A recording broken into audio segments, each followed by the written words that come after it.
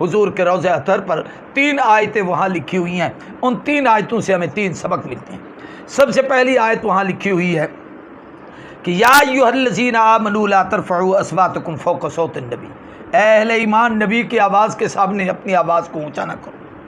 वला तजहरू लहू बिलक़ौलि कजहरि बाज़िकुम लिबाज़िन अन तहबत अअमालुकुम व अंतुम ला तशऊरून, अगर तुम्हारी आवाज़ ऊंची हो गई आमाल खाकिस्तर हो जाएंगे, तबाह बर्बाद हो जाएंगे, तुम्हारे अमल अल्लाह की, तुम सोचोगे हम बड़े आबिद जाहिद मुत्तकी परहेज़गार हैं, लेकिन बेअदबी की वजह से, गुस्ताखी की वजह से, ऊंचा बोलने की वजह से, वहाँ शोर शराबा करने की वजह से तुम्हारे आमाल ज़ाय हो जाएंगे। आज भी वहाँ पर जितने लोग दरूद व सलाम पढ़ने के लिए जाते हैं और बाबू सलाम से अंदर दाखिल होते हैं, याद रखिए वहाँ पर सेल्फियाँ बनाना, तस्वीरें बनाना, इस तरफ तवज्जो रखना, तो ये हुजूर से तवज्जो को अपने आप को हटाना है कि महबूब की तरफ आपकी तवज्जो नहीं, और जिसकी आका की तरफ तवज्जो नहीं तो हुजूर की भी तो उसकी तरफ कोई तवज्जो नहीं ना। तो इसलिए हमें सारी तवज्जो इस पर देनी चाहिए कि आका की खिदमत में हाजिर हो रहे हैं, आदाब हैं, सर झुका हुआ हो, पाँव आहिस्ता आहिस्ता उठाए, और फिर अंदर चलते हुए जब रोज़े अतहर के सामने आए तो बाज़ किताबों में वो कलिमात लिखे हुए हैं, अस्सलामु अलैका अय्युहन नबी व रहमतुल्लाहि व बरकातुहू क़द बल्लग़्तर रिसालता व अद्दैतल अमानता व नसहतल उम्मता व जाहदत फ़िल्लाहि हक़्क़ जिहादिही। अल्लाह के महबूब आप पर सलामती हो, अल्लाह की रहमत हो, अल्लाह की तरफ से बरक़ात आप पर नाजिल हों, आपने रिसालत का हक़ अदा कर दिया, आपने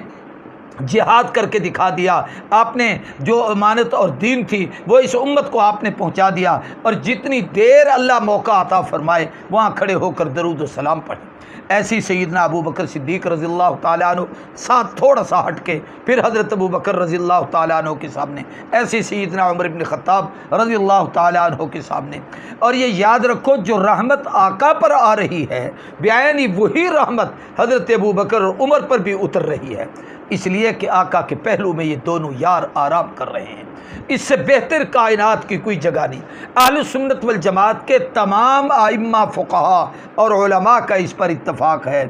कि इस कायनात में सबसे आला व अरफा और अफजल हस्ती आमना के लाल हज़रत मुहम्मदुर रसूलुल्लाह सल्लल्लाहु अलैहि वसल्लम की है। इसलिए जहाँ आका हैं, यूँ शहर के मुकाबले में नहीं कि मक्के के मुकाबले में मदीने के शहर बयान करो, लेकिन इस हवाले से कि जिस जगह आप आराम कर रहे हैं इस जगह का मुकाबला कायनात की कोई जगह नहीं कर सकती। इसलिए कि आका कायनात में सबसे अफजल हैं, तो जिस जगह सो रहे हैं वो जगह भी सबसे अफजल है। तो एक तो वहाँ ये आयत लिखी है कि अदब को बजा लाना चाहिए, आवाज़ धीमी होनी चाहिए। हमारे ज़िला रमियार खान में लियाकतपुर के करीब एक कस्बा है अलाहाबाद, वहाँ एक आलिम थे मौलाना बशीर अख्तर अलाहाबादी रहमहुल्लाह। वो हज पर जा रहे थे तो उन्होंने हज़रत मियां अब्दुल हादी दीनपुरी रहमहुल्लाह की खिदमत में दरख्वास्त की कि मैं सफ़र हज पर जा रहा हूँ, मेरा जी चाहता है कि रोज़े अतहर की जाली को जाके चूमूँ। तो आपने फरमाया बशीर, चूमने से तो नहीं रोकता, लेकिन चूमने से पहले इतना सोच लेना तेरा मुँह इस काबिल है कि पाक नबी के पाक रोज़े की पाक जाली को लग सकेगा।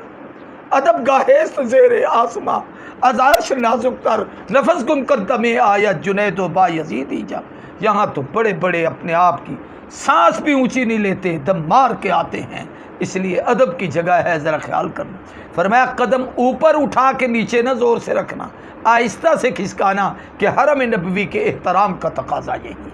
आदाब का तकाजा ये है। तो वहाँ पर वहाँ पहुँचने का दूसरी ये आयत करीमा वहाँ पर नकल है, और इस आयत से हमें सबक मिलता है कि मदीने के सफ़र में जाते हुए, आते हुए, मदीने में रहते हुए, रोज़े अतहर पे हाज़िरी देते हुए, हर नमाज पे पहुँचते हुए, मस्जिद नबवी में जो जहाँ पर भी बैठा है वहाँ पर नबी करीम सल्लल्लाहु अलैहि वसल्लम से पर कसरत से दरूद पढ़े। दरूद इब्राहिमी आता है वो पढ़े, सल्लल्लाहु अलैहि नबील उम्मी आता है वो पढ़े, अस्सलामु अलैका अय्युहन नबी व रहमतुल्लाहि व बरकातुहू ये आता है वो पढ़े। इसी तरीके से सलाम के अल्फाज, सलात के अल्फाज हज़रत शेखुल हदीस मौलाना ज़करिया रहमतुल्लाह ने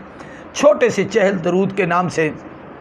40 صیغے جس میں صلاۃ و سلام کے ہیں، اور وہ سارے مسنون حدیثوں میں ہیں۔ کتاب ہے چھوٹا سا ان کا رسالہ، اگر وہ حاجیوں کو نصیب ہو جائے اور مل جائے تو اس کو وہاں پر بیٹھ کر روزانہ پڑھنا چاہیے، ہر نماز کے بعد پڑھنا چاہیے، اور پھر جس کو مواجہ شریف پہ موقع ملے تو وہاں تو کھڑے ہو کر پڑھنے کی سعادت ہی اور ہے، اور پھر اس کے بعد وہاں پر دعائیں مانگی جائیں تو قبولیتی دعا کی اہم ترین جگہ وہ ہے۔ سیدنا عبداللہ ابن مسعود تشریف لائے، آپ نے قبر مبارک کے قدموں کی طرف سے کھڑے ہو کر آپ پر درود و سلام پڑھا، اور پھر اس کے بعد جب دعا کا وقت آیا تھوڑا سا ایک طرف ہو گئے اور قبلے کی طرف منہ کر کے ہاتھ اٹھا کے دعا مانگی۔ تو کسی نے کہا یہ کیا کر رہے ہیں؟ فرمایا سلام ان کا حق ہے، دعا اس کا حق ہے، جس کے لیے سلام ہے میں نے وہاں درود و سلام پڑھا ہے، اور جس کے لیے دعا ہے اس کی ذات سے میں دعا مانگ رہا ہوں۔ تو مسجد نبوی تیسری آیت وہاں پر حضور کے ختم نبوت کے عقیدے کی ہے کہ ما کان محمد ابا احد من رجالکم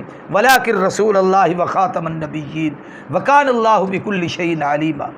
اللہ کی محبوب کا وہ مرکز ہے، آقا سارے نبیوں کے سردار ہیں، ختم نبوت کا تاج پہن کر آئے ہیں۔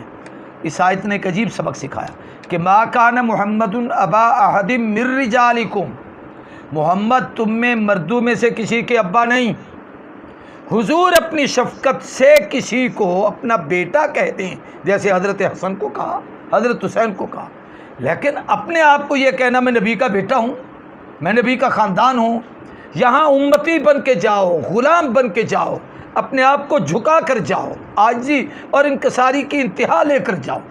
تو اس حوالے سے یہ 3 سبب ہیں جس حوالے سے ہم نے یہ سفر کرنا ہے۔ مدینہ طیبہ کی زیارت، مدینہ کے متعلق حدیث میں آتا ہے حضور صلی اللہ علیہ وسلم نے جب اس کا حرم قرار دیا تو آپ نے اس دعا میں عجیب جملے فرمائے، اے اللہ کعبے کو تیرے خلیل نے حرم بنایا تھا، آج مدینہ کو میں تیرا حبیب حرم بنا رہا ہوں۔ اے اللہ مدینہ کو مکے کی دوہری برکتیں عطا کر، اس کے سا میں، اس کے مد میں، اس کے یعنی جو چیزیں ناپی تولی جاتی ہیں، فصل ہیں، اناج ہیں، وہاں کے کھانے پینے کے پھل فروٹ ہیں، جتنی نعمتیں وہاں ہیں مکے کی دوہری عطا کر۔ آپ کو اس کا اندازہ ہونا چاہیے کہ مکۃ المکرمہ میں ممکن ہے چیز مہنگی ملے، لیکن مدینہ میں ایسا نہیں ہوتا۔ مکے میں ممکن ہے آپ سے کوئی آدمی گفتگو میں تیزی سے گفتگو کرے، لیکن مدینہ میں کوئی کمال محبت ہوتی ہے کہ آدمی حیران ہو جاتا ہے۔ اور پھر وہاں پر اللہ تبارک و تعالیٰ اپنے محبوب کے شہر کی نسبت کی وجہ سے بے پناہ ضیافت فرماتے ہیں، اتنا عطا کرتے ہیں کہ آدمی اس کو سوچ بھی نہیں سکتا۔ تو مسجد نبوی نبی کریم صلی اللہ علیہ وسلم کی مسجد ہے۔ پھر اس مسجد کے اندر کئی چیزیں بڑی عجیب ہیں، ان میں سے خصوصاً جب مسجد نبوی میں آئیں تو ایک تو مسجد کے آداب کو سامنے رکھتے ہوئے بسم اللہ والصلاۃ والسلام علی رسول اللہ اللہم افتح لی ابواب رحمتک، اے اللہ میرے لیے اپنی رحمت کے دروازے کھول دے، یہ پڑھتے ہوئے اندر داخل ہونا چاہیے، جا کر نماز ادا کریں۔ اور یہ یاد رکھو جب آپ باہر سے سفر کر کے آئیں پہلے اپنا سامان رکھیں، مدینے میں غسل کریں، صاف ستھرے کپڑے پہنیں، اپنے جسم کو عطر خوشبو سے پورا معطر کر کے پھر آپ روضہ اطہر کی طرف جائیں۔ ایسے نہیں کہ میلے کپڑے اور گندا سا لباس اور بیہودہ سی کیفیت، یوں نہیں، با خدا دیوانہ باشو با محمد ہوشیار، اللہ کی بارگاہ میں تو دیوانوں کی طرح جاؤ، لیکن محبوب کی خدمت میں ذرا ہوش و حواس سے قدم رکھا کرو، سوچ کر چلا کرو، اونچی آواز سے گفتگو نہ کیا کرو۔ مدینے والے جو ضیافت کرتے ہیں آدمی سوچ نہیں سکتا، جو محبت کرتے ہیں آدمی سوچ نہیں سکتا۔ وہاں ہمارے مولانا خیر محمد مکی رحمہ اللہ، مولانا ان کے اب بھی بیٹے ہیں حضرت مولانا شیخ محمد مکی حجازی، ان کے ایک وہاں رباط ہوتی تھی، رباط مکی کے نام سے اب بھی ہے، اور وہاں پر بڑے لوگ جا کے آرام پذیر ہوتے ہیں، پاکستانیوں کے لیے بھی، اور اسی طریقے سے مختلف ممالک سے آنے والے مسلمان اس میں رہائش پذیر ہوتے ہیں، وہاں احترام و اکرام وہ باقاعدہ کرتے ہیں۔ اور پھر آپ ضیافت میں حیران ہو جائیں گے کہ مدینے والے کتنی محبت دیتے ہیں۔ اس لیے محبت کے شہر میں محبت سے جانا چاہیے، آداب محبت کو سامنے رکھ کے جانا چاہیے۔ اور یہ یاد رکھیے کہ حضور نے فرمایا جس نے میری مسجد میں 50 نمازیں پڑھ لیں اور ان نمازوں میں تکبیر تحریمہ سمیت ان کو ادا کیا ہے، ناغہ نہیں کیا ہے، تو اللہ اس کو 2 پروانے دیں گے، جہنم سے آزادی کا، نفاق سے بری ہونے کا، اور پھر حضور اکرم صلی اللہ علیہ وسلم کی شفاعت نصیب ہوگی۔ آپ کا قرب نصیب ہوگا۔ اسی طریقے سے حضور صلی اللہ علیہ وسلم احد کے میدان میں اپنے چچا حضرت حمزہ، حضرت سیدنا مصعب بن عمیر، عمر ابن جموع، ان صحابہ کی قبور پر تشریف لے جاتے تھے، ہر پیر کو بھی اور جمعرات کو بھی۔ ایسی عصر کے بعد عام معمول میں آپ کی عادت شریفہ تھی جنت البقیع کے قبرستان میں جانا۔ اب بھی فجر کے بعد اور عصر کے بعد قبرستان کھلتا ہے، وہاں حضرت عثمان بن عفان،